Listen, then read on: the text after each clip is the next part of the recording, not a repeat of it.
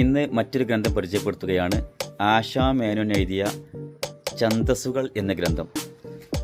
ആശാ മേനോൻ്റെ ഗ്രന്ഥങ്ങളൊക്കെ വായിച്ചവർക്കറിയാം, അവർ meditation ലെവലിലാണ് ഒരു ഗ്രന്ഥങ്ങളായിരിക്കും അദ്ദേഹം എഴുതുന്നത്. അദ്ദേഹത്തിൻ്റെ തൂലികാ നാമമാണിത്. മാത്രമല്ല അദ്ദേഹം ഗുരു നിത്യചൈതന്യയുടെ ശിഷ്യനും കൂടിയാണ്. അദ്ദേഹത്തിന് ഗ്രന്ഥങ്ങൾ വായിച്ചവർക്കറിയാം, മെഡിറ്റേഷൻ ലെവലിലൊക്കെ അങ്ങനെയുള്ള ഗ്രന്ഥങ്ങളായിരിക്കും. ഈ ഗ്രന്ഥവും അതുതന്നെയാണ്.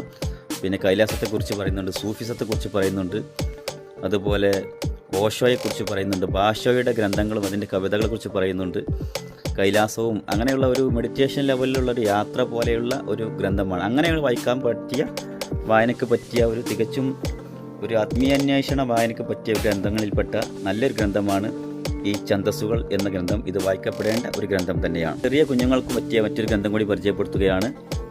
ഇത് ബാലസാഹിത്യ അക്കാദമി അവാർഡ് വിന്നറായ ഗ്രന്ഥമാണിത്.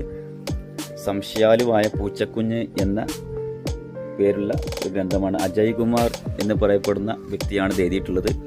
ഇത് നമ്മുടെ ചെറുപ്പകാലത്തിലേക്ക് കൊണ്ടുപോകുന്ന, അല്ലെങ്കിൽ കുഞ്ഞുങ്ങൾക്ക് പറ്റിയ രീതിയിൽ ചിത്രങ്ങളോട് കൂടി തയ്യാറാക്കിയ ഗ്രന്ഥമാണ്. ഇതും കുഞ്ഞുങ്ങൾക്ക് പറ്റിയ അനുയോജ്യമായ വായന വളർത്താൻ സാധിക്കുന്ന ഒരു ഗ്രന്ഥങ്ങളിൽപ്പെട്ട ഗ്രന്ഥം.